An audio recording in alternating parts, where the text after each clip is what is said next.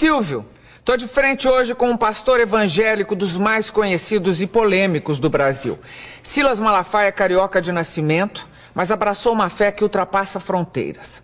Malafaia tem o dom da palavra, poder que ele exerce há quase 30 anos em programas de televisão transmitidos aqui, nos Estados Unidos, Europa e África. É líder da igreja Assembleia de Deus Vitória em Cristo e combate abertamente a homossexualidade e o aborto.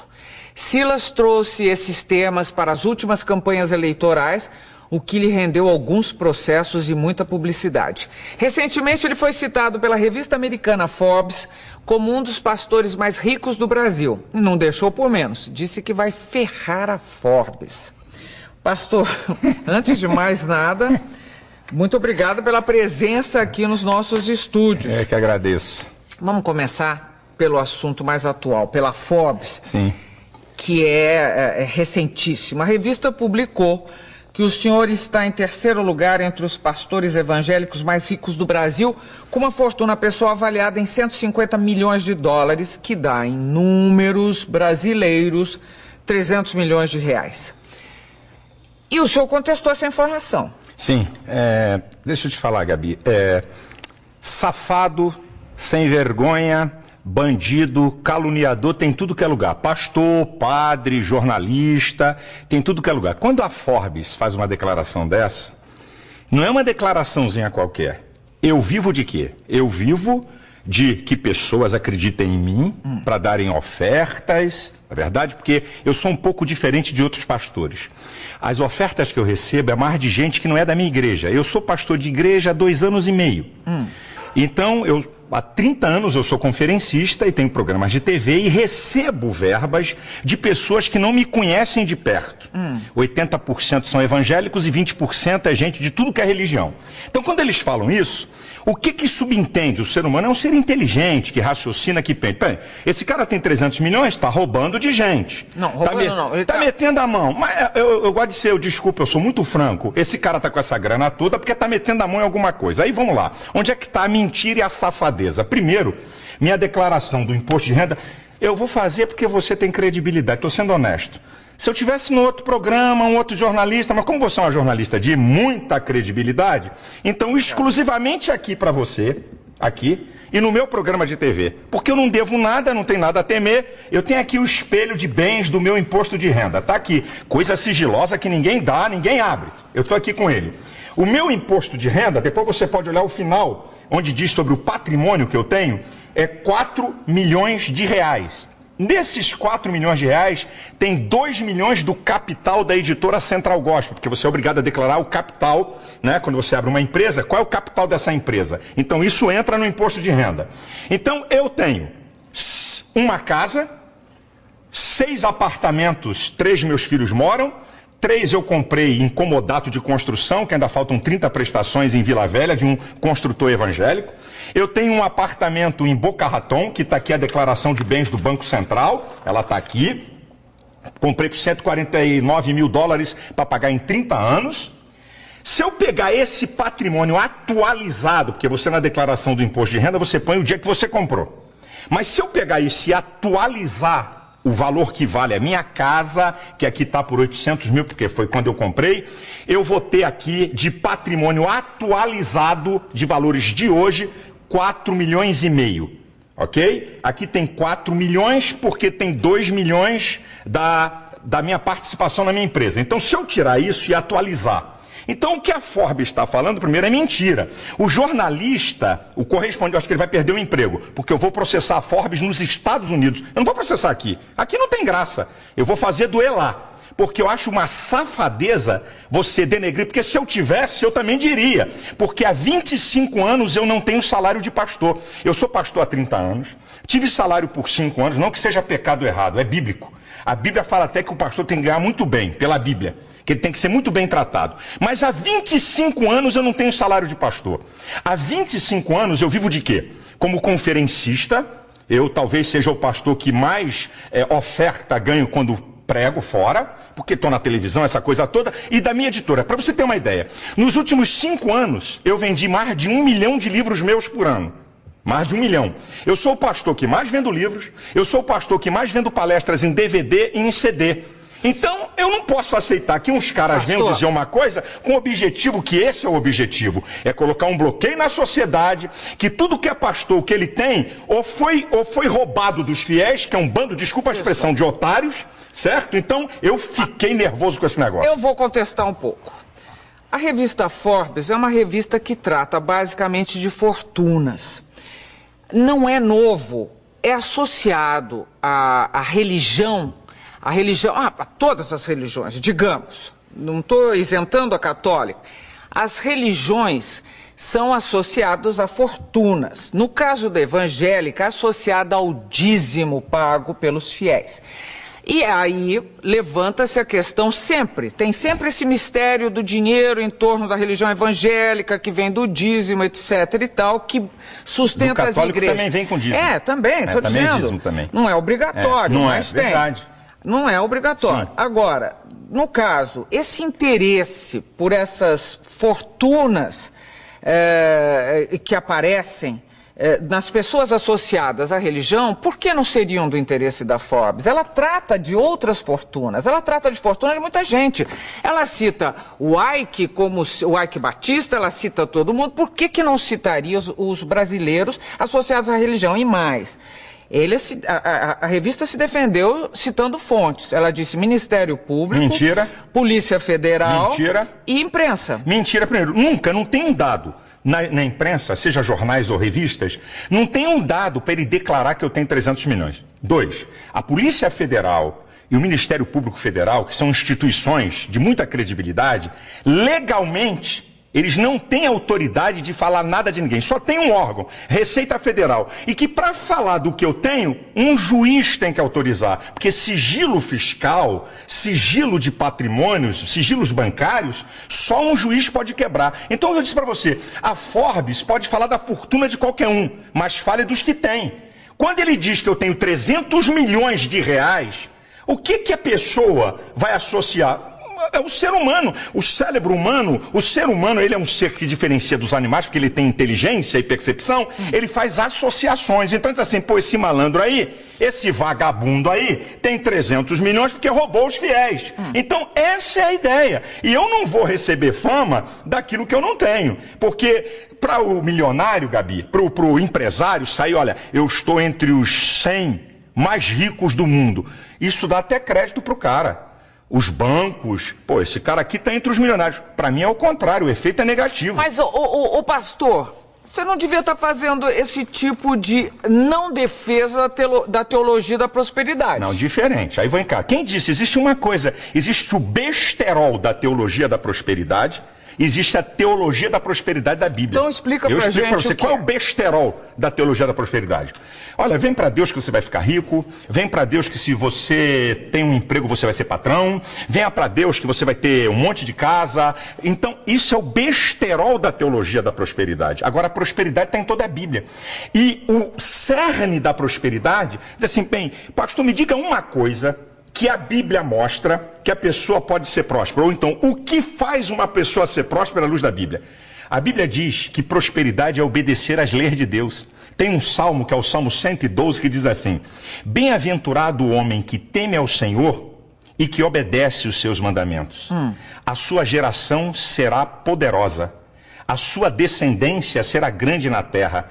Fazenda e riqueza haverá na sua casa. E a sua descendência permanece para sempre. O Salmo 1, que é um salmo muito lindo, que diz que aquele que medita dia e noite na lei do Senhor, olha o que diz o salmo, é muito interessante.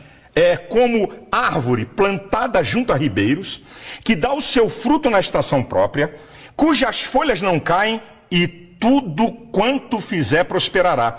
Eu sou a favor da prosperidade. Eu prego prosperidade. Eu não prego besterol. Porque prosperidade não é só finanças. Prosperidade envolve bem-estar. Prosperidade, você viver bem. Tem um monte de coisa junto. Mas a minha pergunta é, os seus fiéis, os mais simples, porque eu sei, todo mundo, você tem fiéis também que são poderosos. Todos os níveis sociais eu tenho. E que fazem doações poderosas e sabem o que estão fazendo e querem fazer isso e podem fazer isso. Agora, quando você fala, Eu às vezes misturo você e senhor. Você, pelo amor de Jesus. Quando você fala quando você divaga em cima dessa teoria da prosperidade, você de alguma maneira não leva o povo, o fiel, a crer que dando o dízimo a vida dele vai melhorar? Bem, deixa eu te dizer, não sou eu que digo isso, é a Bíblia. Sim, mas... Eu não digo, existe uma coisa, a Bíblia, como qualquer coisa na vida, como qualquer ideologia ou religião, os comunistas, ou a ideologia ateísta, ele crê naquilo, ok? Quando você crê, existem um conjunto de crenças e valores que estão arraigados ali. Então, quando eu digo para o meu fiel que ele vai dar dízimo e oferta para ser rico, eu estou falando uma mentira. Agora, quando eu digo para o meu fiel que ele está dando oferta e dízimo porque Deus vai abençoá-lo, é uma verdade. Porque é isso que a Bíblia me aponta. Eu não posso declarar, e nunca declarei isso, que eu não sou tolo, eu tenho um certo conhecimento, eu tenho uma certa formação teológica, e venho de uma família muito tradicional de formação teológica, meus pais são pioneiros no ensino teológico, e também gente da área da educação. Você, além do mais, formado em psicologia. Sou psicólogo. Então, deixa eu te falar, se eu chegar para o meu filho e dizer, minha gente, dá aqui o seu dízimo e a sua oferta, você vai ficar rico. Isso é uma afronta. Agora, quando eu digo para ele, se você for fiel naquilo que a Bíblia diz, Deus vai te abençoar. Porque aí eu digo assim... E aí não está... Não está, eu te explico por quê. Não está passando uma ideia de que os seus desejos serão satisfeitos? Não. Escuta bem, a prosperidade, isso que eu digo, Gabi, se você falar que prosperidade, se um pastor falar que prosperidade é só dinheiro, ele está incorrendo num erro gravíssimo. Prosperidade, eu brinco, eu digo na igreja... Sabe o que é prosperidade? Vou dar um exemplo bem simples e em tese. Você está aqui e ganha R$1.000. O cara da direita ganha 5.000. O da esquerda ganha 4.000. E você vive melhor do que eles. Você tem par na sua casa, você tem alegria de viver, você tem bem-estar, tem coisa emocional aqui, equilíbrio emocional, você não deve a agiota ganhando menos do que ele. Isso é prosperidade. Sim, eu sei. Mas agora... É isso que é prosperidade. E a gente tem que ensinar o povo a isso. Mas agora, vamos ser honestos. Sim. Honestíssimos. O dízimo, esse dízimo de cada fiel repetido, repetido, sustenta e muito bem as igrejas evangélicas. Como já sustentou melhor a igreja católica, mas sustenta. Então, vamos dizer que essa prosperidade chega mais para a igreja do que propriamente para o seu fiel. Vamos dizer, eu acho até um pouco herético, acho meio heresia, porque parece, afinal, que Deus protege mais a igreja do que o fiel dela. Eis aí um engano. E esse é o engano redondo de muitos. Eu vou falar de uma igreja que eu não tenho nada a ver com ela. Ok? Eu não tenho tem muitas discordâncias. Então vamos lá, vou usar outra que vai ficar mais fácil, porque todo mundo percebe. Você acha que o cara que é membro da Universal está dando oferta e dízimo apenas porque um cara muito inteligente, malandro, espetacular, fantástico, fenomenal, consegue persuadi-lo para que durante 10, 15, 20, 30 anos o cara dá dízimo, dá ofertas especiais e não tem nada de benefício? Deus trabalha com uma lei de recompensa. O apóstolo Paulo diz uma coisa linda, ele diz assim, olha, uma coisa eu faço, eu deixo as coisas que para trás ficam e eu prossigo para as que estão na minha frente pelo prêmio. Você sabe que Deus, ele fala de uma lei de recompensa o tempo todo, porque Deus conhece o ser humano. Mas então, qual é a recompensa? Qual é a recompensa? Eu mostro para você, e você pode ir em qualquer igreja. Esse é o engano de muita gente. Você pode ir em qualquer igreja. Eu desafio imprensa, pode ir comigo. Chama, querida, escuta. Mas muita gente já reclamou e já deu matéria dizendo que perdeu tudo. Então você faz o seguinte, você pega do universo, espera aí, vamos para a lei da probabilidade. Então, você tem um grupo, é assim que se faz as pesquisas. Você tem um grupo de 1.000 pessoas, onde 30%, não vou nem ser mais, 30% abandonou a fé, reclamou que perdeu tudo. Agora, você tem um grupo de 1.000 pessoas onde 1 ou 2 estão reclamando. Esse número, Gabriela, não é pastores, não somos nós, eu não mudo a vida de ninguém, eu não transformo ninguém. A verdade é que Deus está interessado no bem-estar do homem. Então o que eu digo para você é o seguinte, vai lá no povo. Como é que uma pessoa, Marília Gabriela, fica 30 anos numa igreja? 40 anos numa igreja, dando oferta e dízimo e não tem benefício nenhum. É um imbecil idiota. Não. Então, como é que é isso? O maior beneficiado são as pessoas, não a igreja. Eu acho que encontra um conforto, um tipo de conforto. Encontra muito mais. Bom, um conforto, um estímulo. Mas...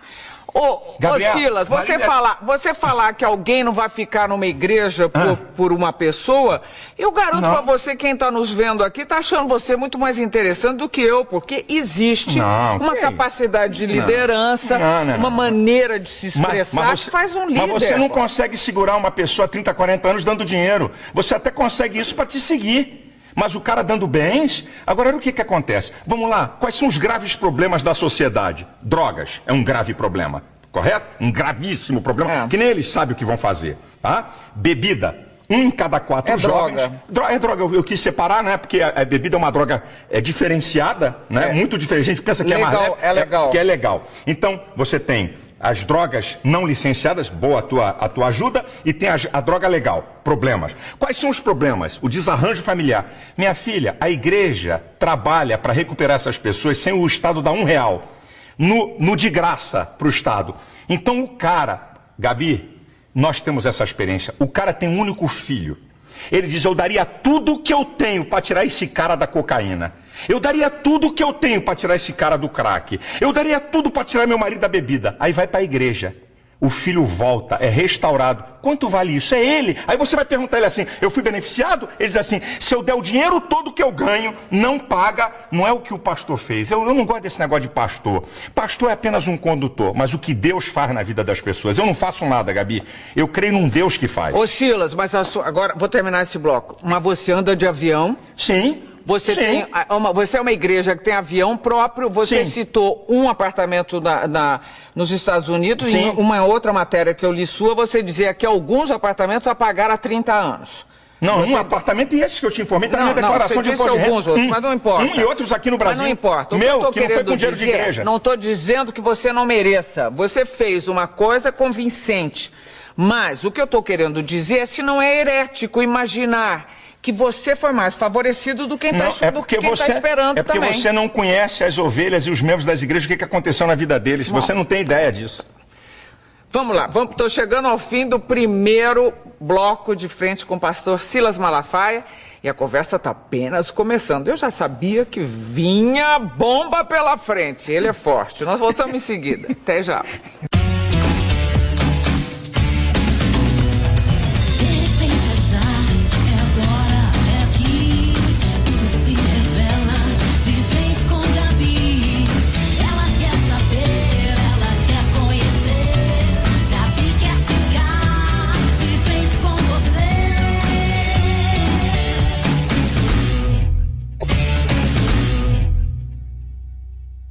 De volta e de frente com o pastor Silas Malafaia. Agora vem bomba. Vamos lá. O pastor, o Silas. No discurso de posse para o segundo mandato, o presidente americano Barack Obama disse textualmente: nossa jornada não estará completa até que nossos irmãos e irmãs gays sejam tratados como qualquer pessoa. Na sua igreja ele não teria sido reeleito. Na minha igreja, não. Ele não teria sido reeleito. Deixa eu falar sobre essa questão de homossexualismo. Homossexualidade. Isso, obrigado. Deixa eu te falar uma coisa. Primeiro, ninguém nasce gay. Homossexualismo é um comportamento. Eu vou fazer uma definição. Tá, então vamos lá. É contestável. É contestável? Eu mando vir na genética. Quem é que pode dizer se alguém nasce gay ou não? Não é a psicologia, é a genética.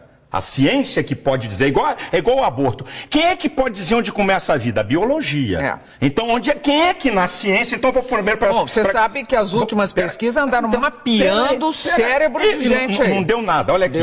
Deixa eu te falar. Deixa eu falar uma coisa aqui para você que é muito interessante. Ninguém nasce gay. Não existe ordem cromossômica homossexual. Não existe gene homossexual. Existem ordem cromossômica de macho e de fêmea. Então vou fazer uma definição de homossexualismo. Um homem e uma mulher. Homossexualidade. Não, homossexualismo, a prática. Eu posso falar homossexualismo ou a homossexualidade. Não tem... Não, é que o homossexualismo caracteriza a doença. Não, mas eu não vejo como doença. Eu não vejo como comportamento, nada de doença. Então, a homossexualidade. Um homem ou uma mulher por determinação genética e homossexual por preferência aprendida ou imposta. Agora vamos para a pesquisa. 46% dos homossexuais foram violados, violentados quando crianças ou adolescentes. Como é que alguém nasce? 46%. 54% escolheram ser. Então, primeiro, homossexualismo é comportamento. Então vamos para a genética. Gêmeos iguais, estou falando de genética, gêmeos iguais, isso é o mesmo embrião que se divide, tá? É chamado geneticamente iguais, homozigóticos, são gêmeos iguais. Então o que tinha que acontecer? Se um gêmeo é hétero, o outro teria que ser hétero. Se um gêmeo é homossexual, um gêmeo é homossexual, o outro teria que ser. Então, vamos lá. 35% dos gêmeos que são homossexuais, o outro, 65% são héteros. Então, como é que são iguais? Como é que nasce? Peraí, eu estou falando de nascer homossexual. Eu estou falando de genética. Tá bom. Não tem uma fonte na genética, não tem uma fonte.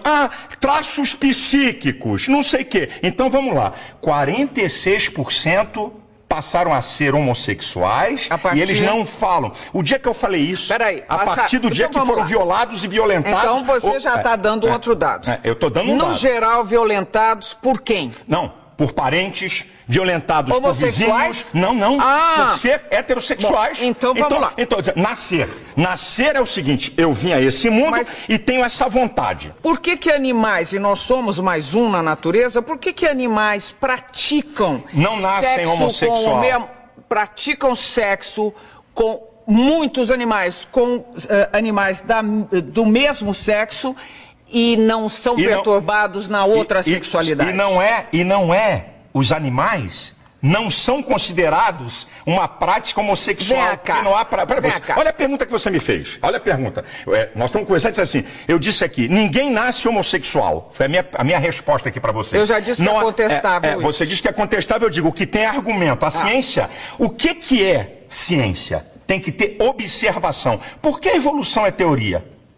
Porque você não pode comprová-la na observação. Agora, então, escute. Essa conversa não vai terminar nunca. E eu quero saber de você. Você quer saber? Eu tenho que te responder. Eu quero saber qual é a tua questão com a homossexualidade. Eu vou te dizer qual é a questão. A minha questão aqui no Brasil é os direitos que eles querem em detrimento da coletividade. Quais são os direitos? Os direitos? Então eu vou dizer para você. Serem respeitados, não serem mortos e agredidos. Não, nada disso. Vamos lá, você está falando de mortos? Quando eles falam de números, que eu acho que ninguém deve morrer. Eu não quero que ninguém morra de nada. Mas quando eles utilizam números, é contra eles totalmente. Eu vou nessa do número já. Mas vamos aqui. O que eles querem na PLC 122? Número 1. Lá no artigo 20, parágrafo 5º, está dizendo o seguinte, que se um homossexual sofrer constrangimento vexatório de ordem ética, moral, filosófica, tá lá. Então, ok? 3 a 5 anos de cadeia. Então vamos para a Constituição. Artigo 5º, inciso 8. Ninguém será privado por convicções filosóficas, religiosas e políticas. Então quer dizer, o que é... No caso deles, é que eles estão querendo ser tratados como os outros. O que é constrangimento filosófico? Quem é que define isso? Significa o quê? Se olhar para a cara de um homossexual mal, olha, você está me constrangendo filosoficamente. O que é isso? Que papo é esse? Peraí um instantinho, outra. O artigo 8 ali, exagerando, é o que está lá. Artigo 20, parágrafo 5º. Não, você está... Aqui, ó. Eu tô com ela. Não, aqui, você quer que eu leia? Mas a interpretação que você está dando... A interpretação é o que está aqui. O meu medo é que o que você fala com toda a propriedade e convicção possa...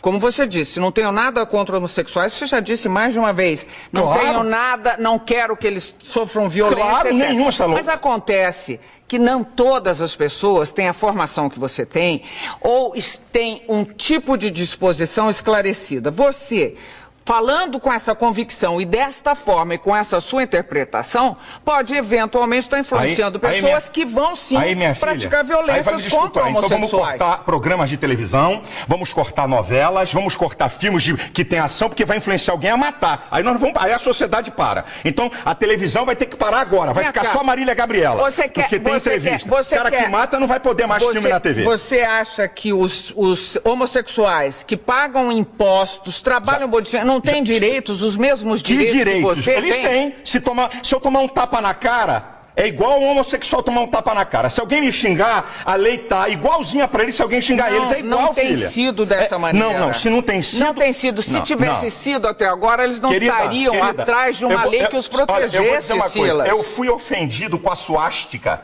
na reunião da comissão de cidadania. Botaram o meu nome com a suástica, que é crime no Brasil. Eles querem uma lei para atacar, xingar, atingir quem eles querem, estarem protegidos acima de todos. Uma vírgula para eles. Então, eles não estão atrás apenas... Você quer ver uma outra? A linha B do artigo 8 da PLC 122. Ninguém pode impedir a afetividade de um homossexual, transgênicos, bissexuais. Este direito será dado aos demais cidadãos. Quer dizer, a preferência passou a ser deles. Então agora eu vou para o campo da realidade.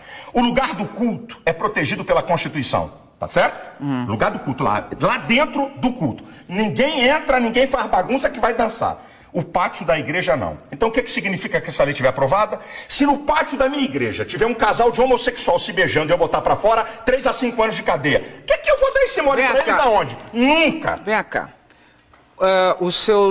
Os seus fiéis, imagino, entre eles deve haver homossexuais. Que foram ou que estão buscando sair.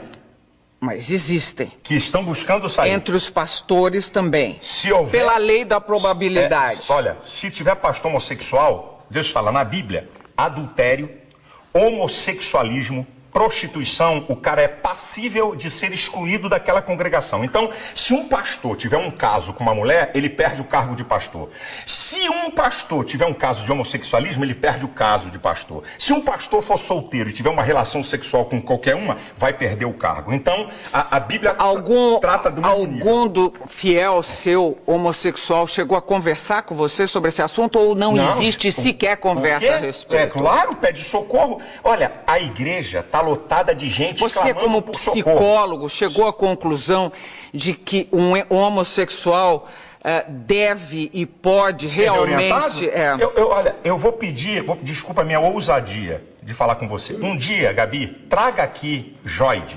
É um pastor que foi travesti na Europa, está casado há 12 anos, que eu falando é uma coisa. Você tem que ver, ele tem foto, ele como travesti, bonitão, peitão, colchão, babababá, ele tem as fotos. Ouça alguém que foi reorientado. Você aceita que ele podia ser um bissexual? Não, conversa com ele pra você. Não, eu tô perguntando se você aceita que ele podia ser um bissexual. Pode ser um bissexual. Agora, mais grave do que isso. Vai botar 380 de peito, vai botar bumbum e coxa e ser bissexual. Mas olha aqui, vem. Não virou, depois não casou e tudo? Casou. Agora, eu vou fazer uma pergunta pra você. Você não acha outra vez, eu acho um pouco herético, que criaturas de Deus, digamos, sejam julgadas em nome de Deus? Que autoridade, que autorização deu ele para qualquer ser humano ficar julgando o outro nesse nível? A autoridade não é para julgar a pessoa. A autoridade da Bíblia é para condenar pecado. E eu vou dizer uma coisa para você. Você sabia que Jesus falou mais sobre o inferno do que sobre o céu nos evangelhos? Jesus falou mais. E por que Jesus falou mais sobre o inferno do que sobre o céu? Para mostrar o perigo que é ele e para quem vai para lá. Então a Bíblia define o que é pecado. Então eu não estou aqui para acusar A, B ou C, mas eu estou aqui para condenar o pecado. Então, na minha visão, ok? Da minha crença e valores, da minha visão espiritual, do que eu creio na Bíblia, a homossexualidade, o adultério, a prostituição são pecados claríssimos à luz da Bíblia. Então, um casamento que não der certo para você também tem que continuar lá para sempre. Não. A pessoa não pode se separar e fazer outra família com outra pessoa. A Bíblia dá. Mas essa interpretação, essa interpretação é muito fortuita. Não. Quando você diz assim, eu estou aqui para defender a família. Tem vários divorciados. Mas quando você diz, eu estou aqui para defender a família, eu quero saber que família é essa, que conceito de família é esse, que desde a época de Cristo não foi revisto. Que conceito de família? Toda a história da civilização humana, toda a história, o que eu estou te falando é antropológico, sociológico e teológico. Toda a história da civilização humana está sustentada. Um homem, uma mulher e sua prole. Você está passando pela Grécia Antiga também. Filha, eu estou falando da história, é isso. Que tinha homossexuais, a história da humanidade é isso. É isso aqui. Na faculdade, eu acho uma Mas você sabe que tinha homossexuais sempre. Em todos os tempos, que desde que o homem, na época de Noé, quando Deus mandou o dilúvio, a depravação moral era de altíssimo grau. Deixa eu dizer uma coisa, Gabi. O que muda é a tecnologia. O homem é a mesma coisa, com suas loucuras, com seus desejos, é a mesma coisa. O que muda é a tecnologia. O ser humano é a mesma coisa. Então presta atenção, a Bíblia, eu estou falando de Bíblia do que eu creio. Eu estou falando daquilo que eu creio do que a Bíblia fala. A Bíblia é um livro para quem quer crer ou quem não quer crer, que é um direito de cada um. À medida que eu sigo aquele livro, certo? Que eu creio que é a palavra de Deus, porque é a única fonte de conhecimento filosófico, teológico, científico e vulgar. Não tem outro livro no mundo que tenha essas 4 fontes de conhecimento. Só a Bíblia, certo? Nenhuma verdade científica da Bíblia até hoje foi derrubada. Nenhuma delas. Então, quando uma pessoa, certo? Na igreja, uma pessoa... Estou falando da família. Vou voltar para a família. Então, a família nuclear... Na faculdade, é isso, tá aqui me lembrando o que eu estava falando. Na faculdade eu ouvi. Durante 5 anos, eu ouvi isso que eu vou te falar. A criança, quando nasce, o primeiro objeto de amor dela é a mãe.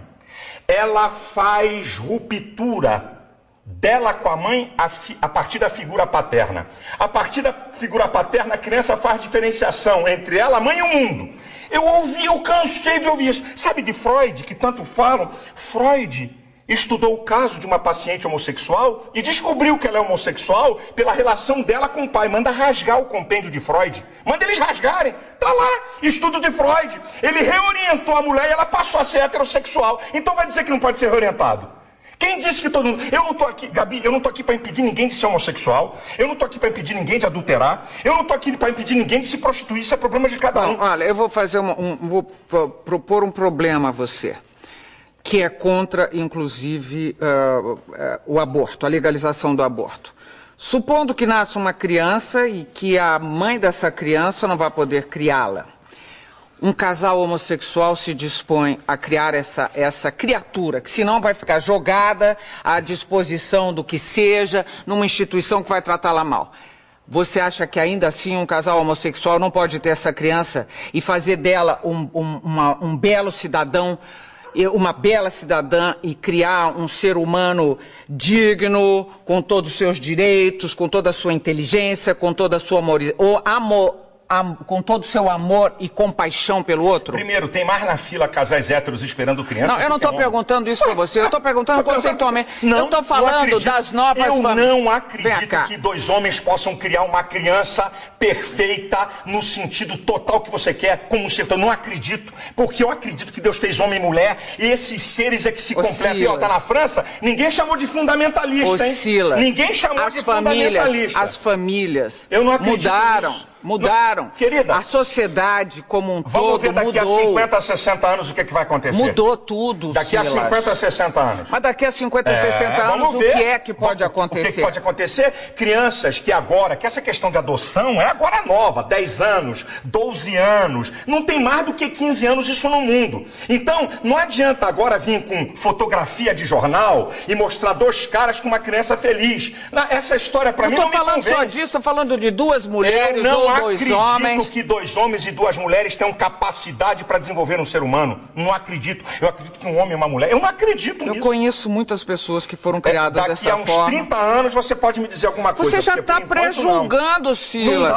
Você é Deus, você está julgando e pré-julgando. Não, você está pré-julgando. Eu estou dizendo sobre o que eu aprendi. Você está dizendo que uma criança ali criada, daqui a 30 anos vai ser o quê? Eu não sei, tem minhas dúvidas. Ué, você está falando, vai ver o que vai acontecer. Assim como uma criança ser criada por leviano, um pai leviano, eu tenho minhas dúvidas sobre ela. Um pai bandido que bate na mulher. Tenho minhas dúvidas. Uma família que tem um pai maldito. Tenho minhas dúvidas. O que vai dar essa criança? Eu até acredito que o ser humano, por ele ser um ser inteligente, ele possa romper uma história e construir uma história nova. Não significa que filho de bandido vai ser bandido e filho de bacana vai ser bacana. Um cara pode romper a sua história para pior e para melhor. Agora, eu estou falando aqui na tese que você está me apresentando. Das novas famílias. Da tese. Eu posso defender as minhas teses com a maior veemência possível.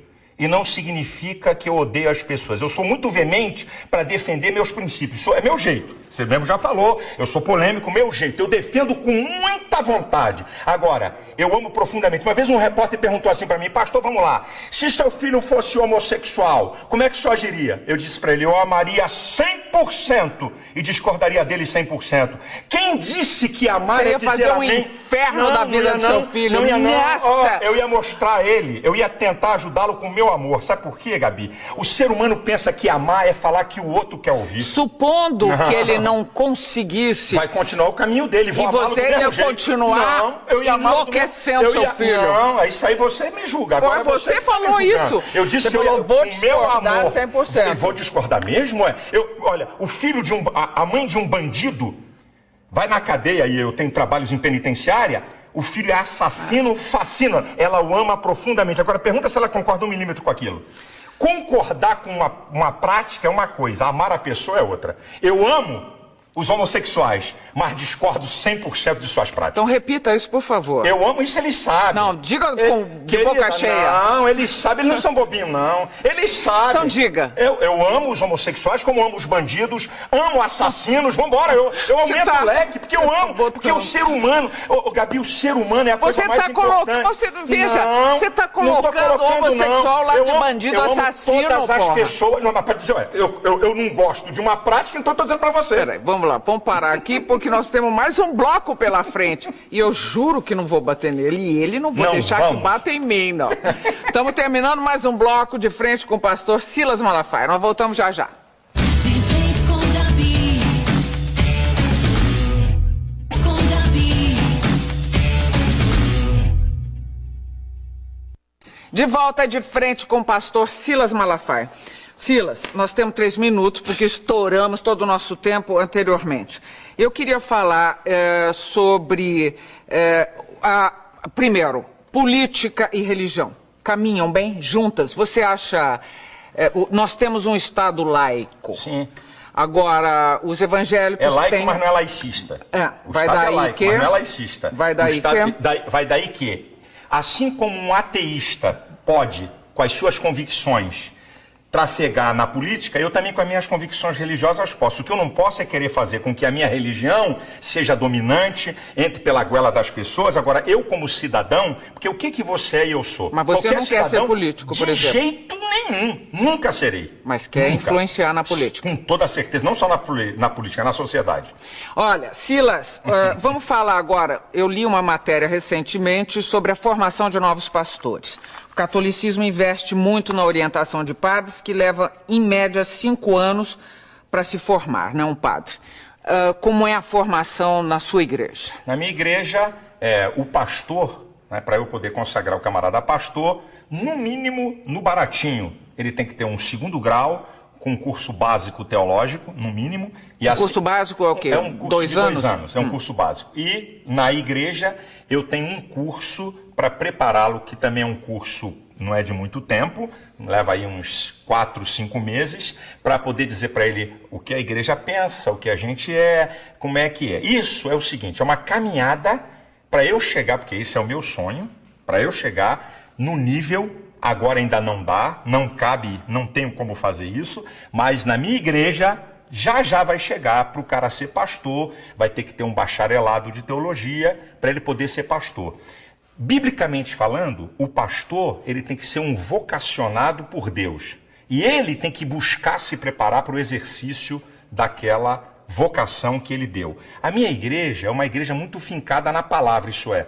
Lá não tem blá blá blá de conversinha fiada. O cara tem que abrir a Bíblia e ensinar a Bíblia. Então requer nele preparo e conhecimento e pesquisa. Agora, Silas, eu quero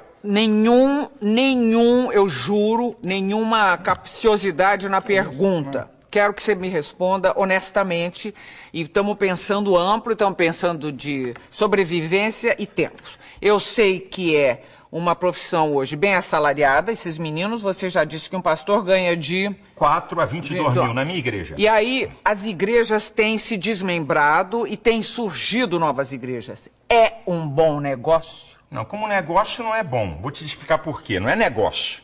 Porque as igrejas, Gabi, é o seguinte, tem gente enganada aí pra caramba. Quando alguém me vê ou quando alguém vê aí R.R. Soares, Valdemiro, Macedo, é igualzinho, tá vendo, o Cristiano Ronaldo no futebol. Existe uma meia dúzia de pastores de alto nível, de salário e tudo, mas a grande massa de pastores evangélicos no país não ganham mais do que 5 salários. É isso que muita gente está enganado. Existe, como em todo, por exemplo... Mas as igrejas são ricas, por exemplo, elas têm nem todas, sede em todo o país. Nem todas a as sua igrejas. tem A minha é uma quantas? igreja, a minha tem 120 igrejas, 70 são alugadas, 50 são próprias, 70 são propriedades alugadas. Eu sou um camarada visionário que quero fazer com que meu pastor desempenhe a sua função com dignidade. Eu não quero que ele fique preocupado com escola de filho, com comida em casa, para ele poder dar atenção àquela ovelha. Então, eu quero dar dignidade ao cara. Mas, Gabi, o que tem de pastor nesse país que ganha 1.000 conto, que ganha R$1.500, vocês não têm ideia. É porque a mídia, quando olha, é igual, com todo respeito, sem querer saber nada, é igual a você. Você é top como jornalista, mas tem um monte de jornalista aí que não vou falar, que só Deus sabe quanto eles ganham. Mas eu estou dizendo, a perspectiva dos que começam a chegar a ser Silas Malafaia. Não é. Ele ganha 1.500, mas ele está lá. É uma perspectiva. Mas não é, porque para ele poder... Eu ainda não... Eu abdiquei do salário da minha igreja.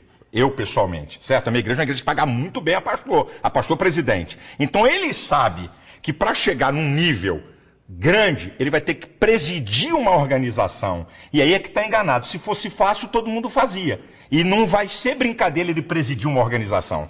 Você alguma vez na vida passou pela Igreja Católica? Teve alguma passagem pela Igreja Católica? Não. O Papa representa alguma coisa para você? Não. É um líder de uma religião, apenas isso. Com respeito seu? Respeito porque é um líder de uma religião, eu tenho que respeitar. Agora, não reconhecemos ele como sucessor de Cristo, não reconhecemos esse reconhecimento, nós não damos a ele. Existe um sucessor de Cristo? O sucessor de Cristo são seus discípulos, que ele mandou a gente aqui na terra imitá-lo e pregar o que ele deixou. Não tem uma pessoa, ele não deixou esse cara aqui vai comandar. Não teve essa. E outra, se Pedro foi sucessor de Cristo, esqueceram de avisar eles que Pedro era casado, Jesus curou a sogra de Pedro. Devia de liberar eles para casarem. Mas vamos embora, é outra história. Outra história também que devia ter homossexual à beça naquela época. Podia ter, eu não tenho dúvida nenhuma disso. Então, terminando mais um bloco de frente com o pastor Silas Malafaia, nós voltamos daqui a pouquinho. Até já. De frente com Gabi. Gabi. De volta para a parte final de frente com o pastor Silas Malafaia. Esporte você praticou na vida ou não? Pereba jogando bola. Sou ruim de Que bola. pereba? Pereba é ruim, é o cara ruim. ruim. Sempre joguei, gosto de futebol, mas sou ruim. Mas vamos ver lá agora. Bate-bola, jogo rápido, tá bom? Divórcio. Sou contra, Casamento sou a favor, e morar junto. sou contra, Por quê? a não ser que seja casado, sou contra. Tudo que sai fora da legalidade do casamento, sou contra. Mas Você está me perguntando, eu estou respondendo, sou contra. judaísmo, É o antecessor do cristianismo. O judaísmo foi fundamental para chegar até o cristianismo. Por isso que nós ainda temos o Antigo Testamento na Bíblia. islamismo, Eu acredito de um radicalismo muito horroroso para o que a gente chama de religião. falando de radicalismo não, né? Não, tô Na falando minha de- frente agora. eu tô Vou deixar falando de radicalismo, passar. que Vou manda matar, Bom. que não aceita os outros. É isso que eu estou falando, para matar, não aceitar. Quem disse que a sociedade a gente aceita todo mundo? Bom, Ué, ok. quer dizer que ser bacana é aceitar todo mundo? É isso que é o bacana? É ter um olhar condescendente não, é para aceitar com o todo outro. É mundo? entender. Você que é psicólogo devia entender isso. Não vamos começar a brigar não é de assim, novo. Não, né? A vida não é assim, não. Parada gay, então, diga pra mim. Parada gay é uma publicidade acerca de algo que eles estão mentindo o tempo todo e que a Folha de São Paulo fez a casa cair, sobre o número. Silas Malafaia por Silas Malafaia. Eu sou o seguinte, eu acho que de vez em quando eu sou chato, de vez em quando eu sou muito duro para questionar as coisas, assim, num embate eu podia muitas vezes... Não é aqui com você, muitas vezes eu falo alto demais, quando eu estou num embate eu podia falar mais baixo. Minha esposa diz, Silas, diminui um pouco o volume, minha esposa diz assim. Mas acho que eu sou um idealista, eu tenho ideais e eu não abro mão da família, que é a coisa mais... é a base de sustentáculo da sociedade. Aí eu vou dizer uma palavra espiritual, do mundo espiritual. O maior interessado em destruir a família é o diabo, porque quando ele destrói a família, ele desarruma toda a sociedade. Crack, cocaína, bebida, vai lá numa análise bem profunda se não tem uma participação dessa história da família. A família é uma coisa muito, muito importante. Olha aqui, obrigada pela entrevista. Deus te abençoe, viu? Meu desejo é que esse Deus que eu creio se revele cada vez mais a você e que as pessoas que estão nos assistindo, eu não conheço as pessoas, não sei o que está acontecendo com elas, mas eu, se você me permitir, eu quero liberar uma palavra. Talvez precisando de cura, talvez gente sem paz, talvez gente perturbada com as coisas da vida, que Deus se manifesta a você, trazendo paz, alegria e equilíbrio. Que o meu, que eu não sei se é o mesmo seu, te perdoe. Aí ele me perdoa, porque eu sou pecador. Obrigada, Silas. E a gente se vê aqui no próximo programa. Até lá.